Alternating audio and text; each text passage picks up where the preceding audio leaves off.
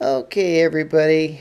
There was a topic on one of the uh, train club pages about a MTH with a battery problem and then a Lionel because of the sound system.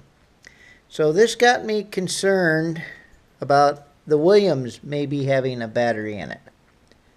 Well, I am as lucky can be. This system does not have one single battery. And, of course, it don't have all the high-tech stuff that the Lionel or the MTH has, but it's got a very good dual motor system and just regular light bulbs for the lighting. Some people hook up the LED lights, but I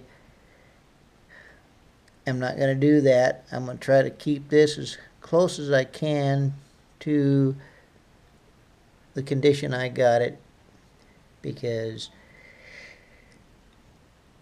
I'm not much of a mechanic. Well, I'm going to have to put those screws in before I lose them. And I want to keep the PN&D short line running.